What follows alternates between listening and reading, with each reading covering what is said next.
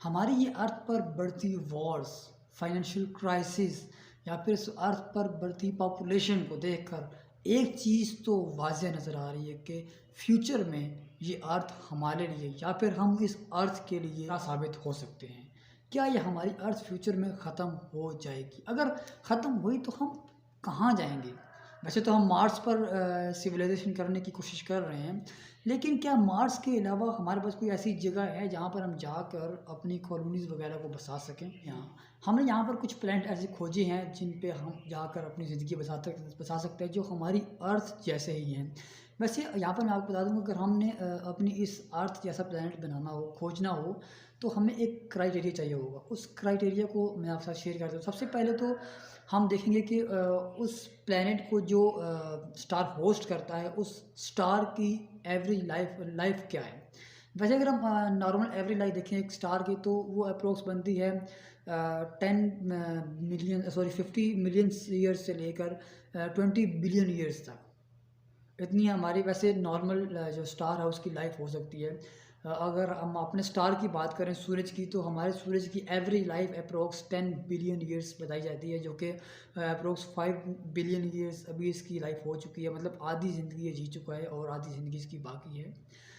तो सबसे पहला क्राइटेरिया होगा हमारा कि हम उसके होस्ट जो स्टार होगा उसकी लाइफ को देखेंगे, उसकी एज अभी इस टाइम कितनी है। उसके बाद सेकंड क्राइटेरिया हमारा जो ज़रूरी होगा वो होगा, हम उस प्लैनेट पर देखेंगे कि वहाँ पर वाटर लिक्विड फॉर्म में मौजूद है या नहीं। अगर हम थर्ड यहाँ पर क्राइटेरिया की बात करें, तो हम यहाँ पर देखेंगे कि उस प्लैनेट का साइज़ और मास क्या है।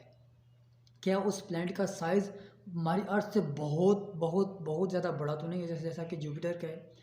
तो जैसा कि जुपिटर के पास बहुत ज़्यादा साइज़ तो है, लेकिन वहाँ पर ग्रेविटी कम, सॉरी ग्रेविटी तो है, लेकिन वो एक गैस जाइंट है। उसके पास कोई रॉकी प्लैनेट नहीं है, वो मास उसके पास बहुत ज़्यादा कम है।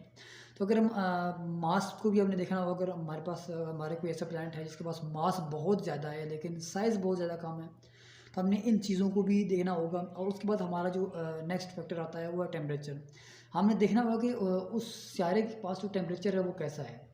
अगर हम बात करें अपने मार्स की, तो मार्स के पास टेम्परेचर माइनस में ठंडा है। अगर हम वीनस को देखें तो वीनस के पास टेम्परेचर प्लस में अप्रोक्स 470 डिग्री सेल्सियस तक वहाँ पर टेम्परेचर है। तो ये दोनों ही हमारे लिए अभी फ़िलहाल अनहेबिटेबल प्लैनेट्स हैं। तो टेम्परेचर एक बहुत ज़्यादा मैटर करता है अगर हम प्लैनेट्स खोज रहे हैं, अगर हम प्लैनेट्स का क्राइटेरिया फिट कर रहे हैं तो। उसके बाद नेक्स्ट क्राइटेरिया आता है हमारा एटमॉस्फेयर। हमने एटमॉस्फेयर को भी देखना है। जैसा कि आप देख पा रहे हैं कि वीनस वीनस के पास बहुत थिक एटमॉस्फेयर है, और थिक एटमॉस्फेयर होने की वजह से वहाँ पर एक ग्रीन इफेक्ट है, जिसकी वजह से मरकरी सूरज के बहुत ज़्यादा नज़दीक है। वहाँ पर अप्रोक्स टेम्परेचर 420-440 के अराउंड अबाउट है। अगर हम बात करें वीनस के टेम्परेचर की, तो वीनस की टेम्परेचर 460 डिग्री से ऊपर है। तो वीनस मार्स की बनिस्बत दूर है सूरज से, फिर भी वीनस पर मरकरी की बनिस्बत टेम्परेचर ज़्यादा है। क्यों? क्योंकि वहाँ पर बहुत ज़्यादा थिक एटमॉस्फेयर है। सूरज की किरणें वहाँ पर आती हैं, लेकिन वहाँ पर ट्रैप हो जाती हैं, वहाँ से वापस नहीं जा पाती, इसलिए वहाँ का टेम्परेचर बहुत ज़्यादा हाई हो जाता है। तो हमें एटमॉस्फेयर भी देखना होगा। उसके बाद हमें देखना होगा कि लैंड स्पेस वहाँ पर कितनी, जैसा कि हमारी अभी हमारी अर्थ पर 71% जो है वो वाटर एग्जिस्ट करता है। बाकी सारा हमारे पास 29% तक हमारी लैंड मौजूद है, ज़मीन मौजूद है, जहाँ पर हम जो खित्ते हैं, जहाँ पर बराज़म है, जहाँ पर एशिया है, वहाँ वगैरह सारा कुछ ज़मीनें हैं, वहाँ पर हम रहते हैं।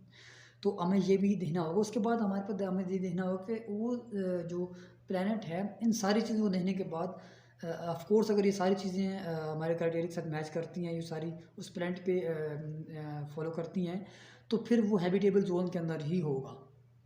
हमें देखना होगा कि अगर उसका एक बड़ा मास है, बड़ा साइज़ है, तो हमें देखना होगा कि उसका हैबिटेबल जो एरिया है वो भी बड़ा होना चाहिए। क्योंकि हैबिटेबल एरिया छोटा होगा तो वो भी जो है ना वो हमारे लिए सूटेबल नहीं होगा। क्योंकि जैसा कि अगर हम बात करें यहाँ पर इसकी सूरज की, सॉरी हमारे चाँद की, तो हमारा चाँद एक टाइटली लॉक्ड है।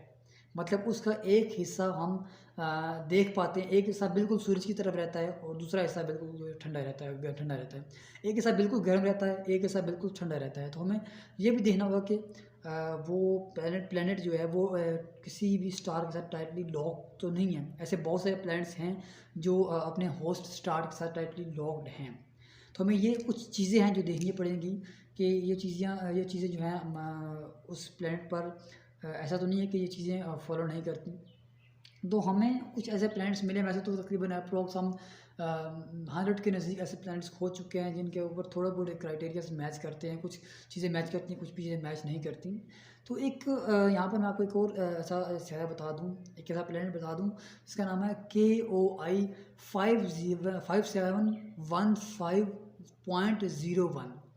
ये उसको एक नंबर दिया गया, उसको एक नाम दिया गया है उस प्लैनेट को। तो अगर वहाँ का टेम्परेचर अगर तब बताऊँ, अब हमारी अर्थ का approx temperature approx 15 degree Celsius जो हमारी अर्थ का नॉर्मल टेम्परेचर है, और वहाँ का टेम्परेचर हमारी इस अर्थ से थोड़ा सा कम 12.6 डिग्री सेल्सियस, जो कि हमारी अर्थ के लिए, जो हमारी लाइफ के लिए बेस्ट टेम्परेचर है, बेटर है। तो वहाँ का वो टेम्परेचर है। अगर उसकी मास की बात करूँ तो वो मास तकरीबन हमारी इस अर्थ के बनस्बत 7 गुना सिर्फ ज़्यादा है। और अगर हम साइज़ की बात करूँ तो साइज़ अप्रोक्स 8 गुना ज़्यादा है।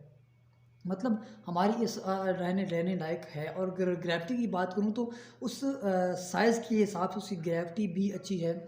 और वहाँ कर अगर वाटर की बात किया तो साइंटिस्ट की कुछ रिसर्चेस के मुताबिक वो कहते हैं कि भाई वहाँ का टेम्परेचर अगर देखा जाए, वहाँ का हैबिटेबल जोन देखा जाए, तो सबसे बेस्ट हमें लगता है कि वहाँ में हमारी अर्थ से ज़्यादा वहाँ पर हम जो है ना पानी मौजूद होगा, जो हमारी लिए एक बेस्ट साइन है कि हम वहाँ पर जो है ना अच्छी लाइफ गुजार सकते हैं। तो वहाँ की जो सूरज की लाइफ है, जो सूरज की एज है, वो भी काफ़ी बेस्ट है, काफ़ी बेहतर है। जो वहाँ के स्टार की एज है तो वो भी काफ़ी बेस्ट है। ये एक एक्सोप्लैनेट है। इसके अलावा एक और एक्सोप्लैनेट भी हमने खोजा हुआ जिसका नाम है KOI 5540.01, जिसको नाम दिया गया है। वहाँ का टेम्परेचर अप्रोक्स 27 डिग्री सेल्सियस तक है। और वहाँ पर अगर मैं बात करूँ तो नाइट्रोजन साइकिल भी चल रहा है, जो कि एक इको सिस्टम के लिए, इको लाइफ के लिए, इको सिस्टम के लिए, फूड चेन के लिए बेस्ट होता है। तो वो प्लेनेट भी नेक्स्ट हमारे लिए जो है ना हैबिटेबल बन सकता है, हमारा नेक्स्ट होम बन सकता है। लेकिन लेकिन यहाँ पर एक बड़ी प्रॉब्लम ये आ रही है कि वो हमसे बहुत ज़्यादा दूर है।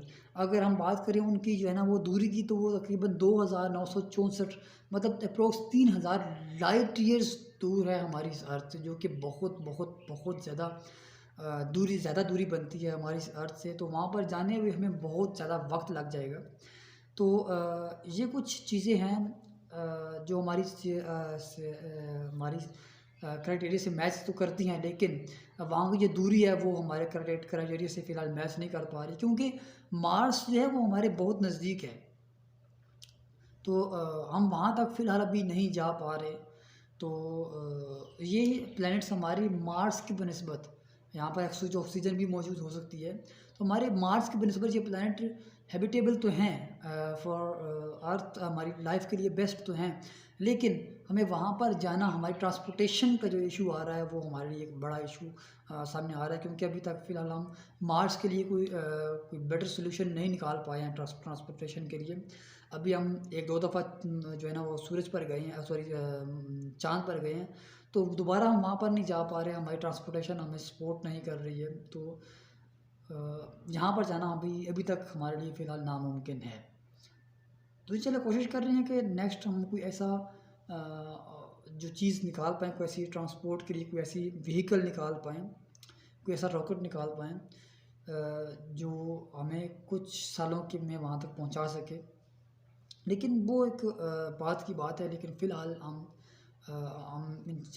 हमारा यहाँ तक पहुँचना एक नामुमकिन है। तो दोस्तों ये थे हमारे कुछ प्लैनेट्स जो हमने खोजे थे।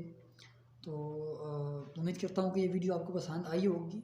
इन्हें सुपर हैबिटेबल प्लैनेट्स भी कहा जाता है। तो दोस्तों आज के लिए इस वीडियो में इतना ही। मिलते हैं नेक्स्ट वीडियो में नेक्स्ट टॉपिक के साथ। तब तक के लिए इजाज़त दीजिए मुझे। मैं हूँ आपका दोस्त यासीन अदर और आप देख रहे हैं यातिज़ यूनिवर्स यूट्यूब चैनल। और हाँ, ज़्यादा थे हमारे यातिज़ यूट्यूब को ज़रूर सब्सक्राइब कर दीजिएगा ताकि आपको नेक्स्ट मोर इन्फॉर्मेटिव वीडियोज़ मिलती रहें। Thanks for watching. Good bye. अल्लाह हाफिज़।